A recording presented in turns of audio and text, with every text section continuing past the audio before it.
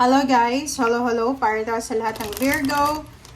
Virgo, welcome dito sa aking channel. I hope na makaresonate ka, nag-enjoy ka sa aking mga videos. Maraming salamat sa patuloy na panunood, Virgo. So, first card natin is birthday. Wow!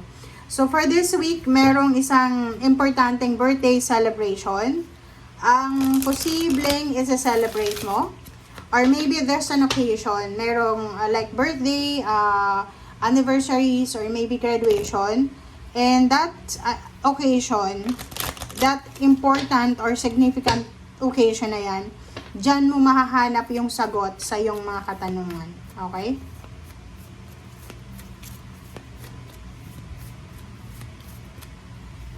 Okay.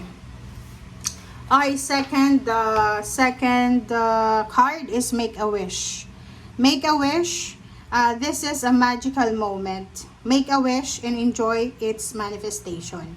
So, sinasabi ng bara sa'yo dito, Virgo, na sa linggong ito, binibigyan ka din ng pagkakataon ng universe na makapag-wish, makapag-manifest. Kasi ito ay napaka-importanteng linggo para sa'yo. Kumbaga, this week ay open ang portal para sa mga hopes and wishes mo. So, kailangan mong mag-wish kasi lahat ng mga wishes mo sa linggong ito ay posibleng ma-manifest or magkatotoo.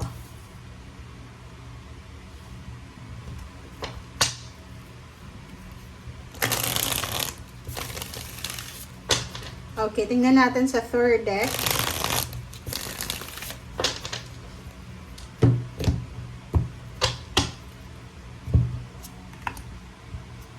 Okay.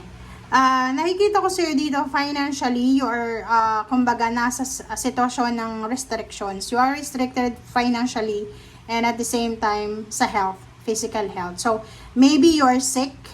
Maybe you have, like, physical health problems. Like yung mga babae dyan na Virgo, maybe yung mattress nyo, reproductive, kailangan nyo magpatingin sa OB/GYN or sa doctor, kung babae kayo.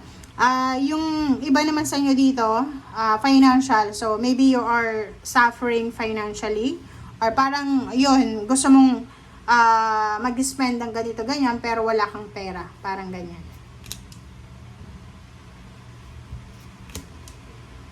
Okay, next card natin is 3 of Rods and 10 of Rods. So, meron dito sa inyo na, kumbaga, Virgo, na sobra-sobra yung obligations nyo siguro. Maybe you are waiting for someone na pwedeng makatulong sa mga duties and responsibilities, yung mga bagahe na sobra-sobrang pinapasan mo. So, paki-comment sa comment section. Yung 3 of Rods kasi, maybe 3 years, 3 months, 3 weeks, 3 decades na naghihintay ka na sana may tumulong sa'yo sa mga problema mo. Sana may makatulong sa'yo na pasanin yung problema mo kung may problema ka. So, nakikita ko sa'yo dito na you are waiting for someone or for something na, kumbaga, maging sagot sa kung ano man to na pinagdadaanan mo financially. Okay, but, ang maganda dito sa linggong ito, Virgo, isang selebrasyon ng pamilya ang posibleng magaganap. So, maybe there's a graduation, yun na nga, birthday celebration, homecoming, housewarming, baby shower, baptism. Maraming rason, maraming kumbaga dahilan sa linggong ito para mag-celebrate. Maraming dahilan sa linggong ito para mag-enjoy. Maraming dahilan sa linggong ito para magpasalamat, maging grateful sa lahat ng blessings, lahat ng pagpapala na kumbaga ibinigay sa iyo ng universe, okay, ng ating Panginoon. Okay, and yung 10 of Rods na yan, sinasabi ng barahan na maybe this week ay sobra-sobra kang busy. Abalang-abala ka sa ginagawa mo. Okay? Kung ano man yan na ginagawa mo.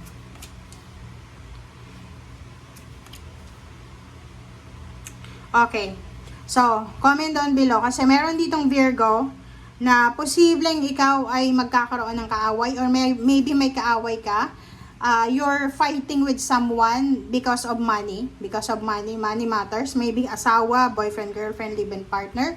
So, nag-aaway kayo because of money. Yung iba din sa inyo dito, medyo nahihirapan ka. Or maybe maraming competition, maraming hindrance or hampers sa mga financial balance nyo. Like for example, nahihirapan kang balansehin yung pera maybe masyado kang magastos, wala kang disiplina sa paghawak ng pera.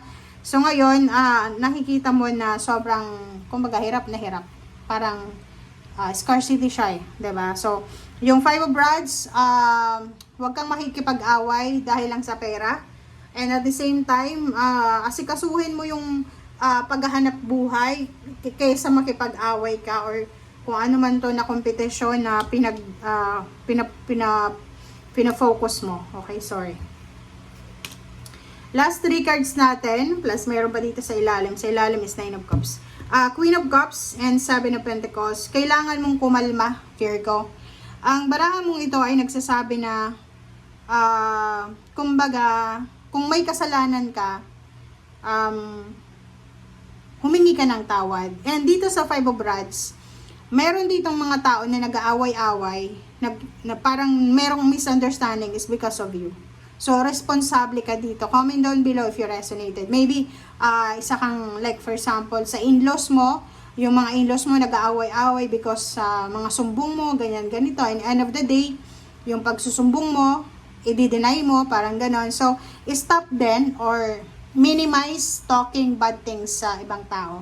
Lalo na yung Virgo, may ibang Virgo dito na sobrang bait ng Virgo. Pero mayroong mga Virgo dito na iba na yung, halimbawa, magbabackstab siya sa'yo ng isang tao, like, alam mo, si ganyan ganito, si Juan, si Pedro, ganyan ganyan.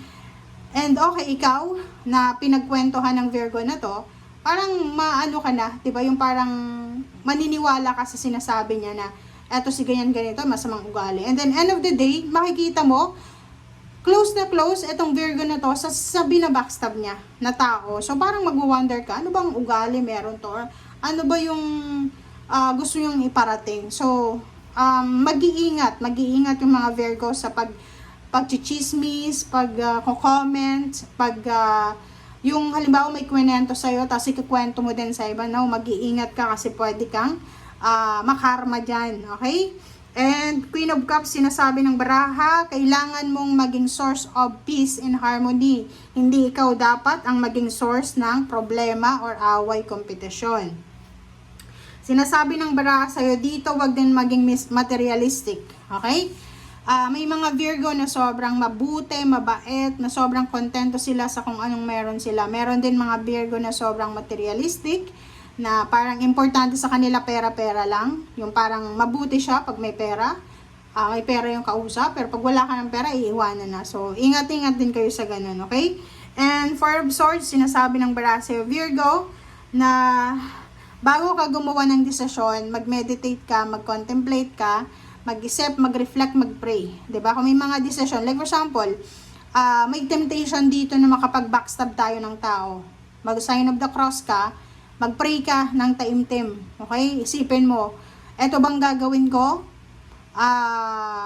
Makakabuti ba to sa akin or sa ibang tao? Parang ganun. So, you need to question yourself. Hindi lahat ng tao kailangan natin na kumbaga magbigay tayo ng comment, okay? And sa ilalim mo dito is 9 of Cups and 7 of Rods. So, di ba? Yung peace of mind, yung happiness, yun yung kailangan mong ipaglaban.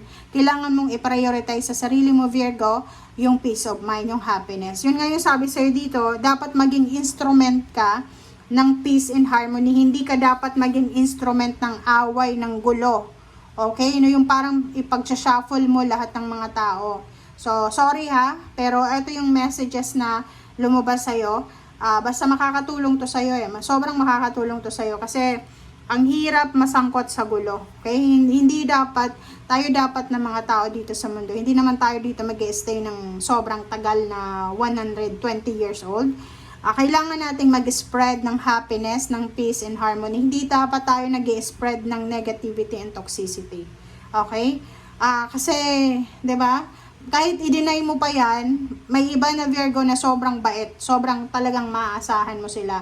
Pero may mga ibang Virgo talaga na mahilig sila sa chismis, mahilig sila sa gulo, parang gano'n. Yung parang masaya sila pag may mga magulo, parang gano'n. So, eto, sa baraha mo, basta sabi sa'yo dito, protectionan mo etong happiness mo, protectionan mo yung kredibilidad mo, yung dignity mo na hindi ka dapat na mabansagan na ikaw ay tagadala ng gulo, 'di ba?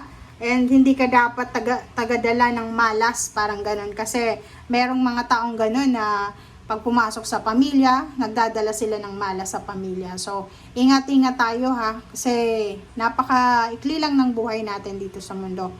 Wala tayong dala-dala dito kundi sarili lang natin. And walang sino man ang may karapatan na 'di ba, sirain ang kapwa. 'Di ba? Parang ganun. Sa mortal sin yan, guys. Thank you guys for watching. Bye!